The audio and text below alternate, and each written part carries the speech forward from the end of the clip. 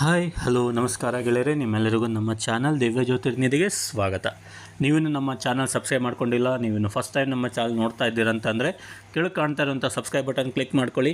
ಅದರ ಪಕ್ಕಕ್ಕಿರುವಂಥ bell icon click ಮಾಡಿ. ಇದರ ಮೂಲಕ ನಾವು ಅಪ್ಲೋಡ್ ಮಾಡುವ ಎಲ್ಲ ಹೊಸ ವೀಡಿಯೋಗಳನ್ನು ಅತಿ ಶೀಘ್ರದಲ್ಲಿ ನೀವು ನೋಡ್ಬೋದು. ಹಾಗೆ ನೋಡಿ ಆ ವಿಷಯಗಳನ್ನು ಹೆಚ್ಚು ತಿಳ್ಕೊಳ್ಬೋದು.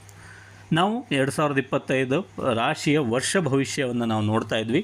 ಇವತ್ತಿನ ಒಂದು ವಿಡಿಯೋದಲ್ಲಿ ನಾವು ಕನ್ಯಾ ರಾಶಿಯ ವರ್ಷ ಭವಿಷ್ಯವನ್ನು ನಾವು ನೋಡ್ತಾ ಇದ್ದೇವೆ.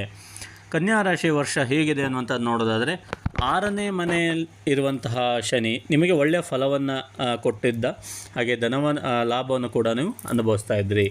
ಆದರೆ ಮಾರ್ಚ್ ನಂತರದಲ್ಲಿ ನೀವು ಸ್ವಲ್ಪ ಈ ಒಂದು ಧನಲಾಭದಲ್ಲಿ ಕಡಿಮೆ ಅನುಭವಿಸಿ, ಯಾಕೆಂದರೆ 7ನೇ ಮನೆಗೆ ಶನಿಯ ಪ್ರವೇಶ ಆಗ್ತದೆ. ಅದು ಸ್ವಲ್ಪ ಲಾಭವನ್ನು ಕಡಿಮೆ ಮಾಡ್ಬೋದು ಅಂತ ನಾವು ಹೇಳ್ಬೋದು.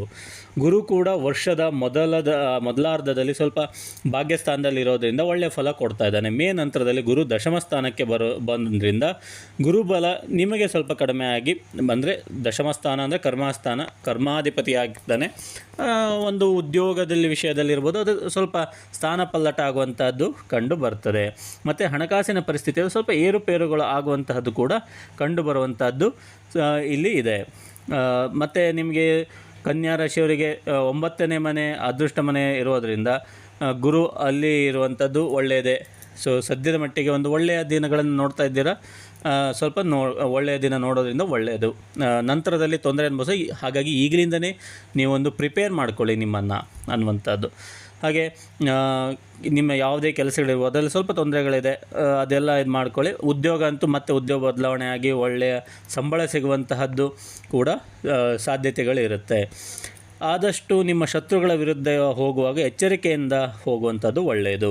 ಹಾಗೆ ಶನಿ ಮತ್ತು ಗುರುವಿನ ಉಪಾಯಗಳನ್ನು ಅನುಸರಿಸಿ ನಿಮ್ಮ ಕೆಲಸಗಳನ್ನು ಪ್ರಗತಿ ಮಾಡೋ, ಅಂದರೆ ಶನಿ ಮತ್ತು ಗುರುವಿಗೆ ನೀವು ತೊಂದರೆಗಳಿದ್ದರೆ ಅದನ್ನು ಸರಿ ಮಾಡಿಕೊಂಡು ನೀವು ಮುಂದಿನ ಹೆಜ್ಜೆ ಹಾಕೋದ್ರಿಂದ ನಿಮ್ಮ ಕೆಲಸಗಳಲ್ಲಿ ಪ್ರಗತಿ ಆಗುವಂಥದ್ದು ಹೆಚ್ಚು ಕಂಡು ಬರ್ತಾ ಇದೆ. ಕೆಲಸ ಮಾಡುವಂಥ ಒಂದು ಸ್ಥಳದಲ್ಲಿ ನಿಮ್ಮ ಕಠಿಣ ಪರಿಶ್ರಮ ಮಾಡಿದಷ್ಟು ನಿಮಗೆ ಅತ್ಯುತ್ತಮವಾದ ಫಲ ಸಿಗುವಂಥದ್ದು ಹೆಚ್ಚು ಕಂಡು ಬರ್ತಾ ಇದೆ. ಹಾಗಾಗಿ ಇದೊಂದು ಸ್ವಲ್ಪ ಕಠಿಣ ಪರಿಶ್ರಮವನ್ನು ನೀವು ತಗೊಳ್ಬೇಕಾಗ್ತದೆ. ರಾಹು ನಿಮಗೆ 6ನೇ ಮನೆಯ ಪ್ರವೇಶ ಮಾಡೋದರಿಂದ ನಿಮಗೇನು ಶನಿ ಮತ್ತು ಗುರುವಿನ ಅನಾನುಗ್ರಹ ಅಂತಂದರೆ ಅನುಗ್ರಹವನ್ನು ನೀವು ಇರೋದಿಲ್ವೋ ಅದನ್ನು ರಾಹು ಕಾಪಾಡ್ತಾನೆ. ಅಂದರೆ ಅವರಿಂದ ಬರೋ ತೊಂದರೆಯನ್ನು ನಿಮಗೆ ರಾಹು ಒಂದು ನಿಲ್ಲು ಮಾಡಲಿಕ್ಕೆ, ಅದನ್ನು ತೊಂದರೆಯನ್ನು ತಡೀಲಿಕ್ಕೆ ರಾಹು ನಿಮಗೆ ಸಹಾಯ ಮಾಡ್ತಾನೆ.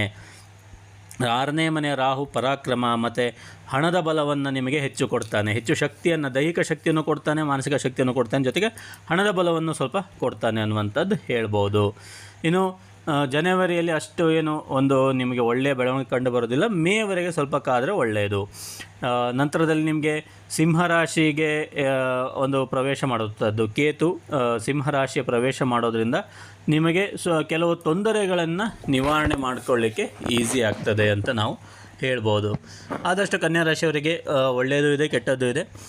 ಕೆಟ್ಟದ್ದಿರುವಂಥದ್ದನ್ನು ಪರಿಹಾರ ಮಾಡಿಕೊಂಡು ನೀವು ಅದನ್ನು ಕೂಡ ಒಳ್ಳೆಯದಾಗಿ ನೀವು ಬದಲಾವಣೆ ಮಾಡ್ಕೊಳ್ಬೋದು. ಆದಷ್ಟು ಶನಿ ಮತ್ತು ಗುರುವಿನ ಆರಾಧನೆ ಮಾಡುವಂಥದ್ದು, ಅಂದರೆ ಅವರಿಗೆ ತೊಂದರೆಗಳಿದ್ದರೆ ಅದು ನಿವಾರಣೆ ಮಾಡೋದ್ರ ಮೂಲಕ ನೀವು ನಿಮ್ಮ ತೊಂದರೆಗಳನ್ನು ನಿವಾರಣೆ ಮಾಡ್ಕೊಳ್ಬೋದು. ಹಾಗೆ ಒಳ್ಳೆಯ ಫಲಗಳನ್ನು ಕೂಡ ಅನುಭವಿಸ್ಬೋದು ಅಂತ ಹೇಳ್ತಾ, ನೀವು ಇಲ್ಲಿವರೆಗೆ ಕನ್ಯಾ ರಾಶಿಯ ವರ್ಷ ಭವಿಷ್ಯ ಅಂತ ತಿಳ್ಕೊಂಡ್ರಿ. ಹಾಗೆ ನಾವು ಇನ್ನೂ ಹೆಚ್ಚು ಹಳೆಯ ವಿಡಿಯೋದಲ್ಲಿ ಇನ್ನೂ ಹಿಂದಿನ ಎಲ್ಲ ರಾಶಿಗಳನ್ನು ಹಾಕ್ತಾಯಿದ್ದೇವೆ. ಮುಂದೆ ಎಲ್ಲ ರಾಶಿಯದು ವಿಡಿಯೋಗಳನ್ನು ಹಾಕ್ತೇವೆ. ನೀವು ನಮ್ಮ ಚಾನಲನ್ನು ನಿಮ್ಮ ಕುಟುಂಬ ಹಾಗೆ ಗೆಳೆಯರಿಗೂ ಕೂಡ ಶೇರ್ ಮಾಡ್ಬೋದು. ಇದ್ರ ಮೂಲಕ ಅವರು ಅವರ ವರ್ಷ ಭವಿಷ್ಯ ತಿಳ್ಕೊಳ್ತಾರೆ. ಹಾಗೆ ಅವರಿಗೆ ಯಾವುದೇ ರೀತಿಯ ತೊಂದರೆ ಇದ್ದರೆ ಕೂಡ ಅದನ್ನು ಪರಿಹಾರ ಮಾಡಿಕೊಳ್ಳಿಕ್ಕೆ ದೋಷ ಪರಿಹಾರ ವಿಡಿಯೋಗಳು ಕೂಡ ಇಲ್ಲಿ ನಿಮಗೆ ಸಿಗ್ತದೆ. ಸೊ ಅದರ ಮೂಲಕ ಒಂದು ಸಣ್ಣ ಪ್ರಮಾಣದಲ್ಲೇ ನೀವು ಪರಿಹಾರವನ್ನು ಮಾಡಿಕೊಳ್ಳಿಕ್ಕೆ ಈಸಿ ಆಗ್ತದೆ. ಏಕೆಂದರೆ ದೋಷವನ್ನು ಪರಿಹಾರ ಮಾಡ್ಕೊಳ್ಳಿಲ್ಲ ಅಂತಂದರೆ ಕಷ್ಟಗಳನ್ನೇ ಅನುಭವಿಸ್ತಾ ಹೋಗಬೇಕಾಗುವಂಥ ಸಾಧ್ಯತೆ.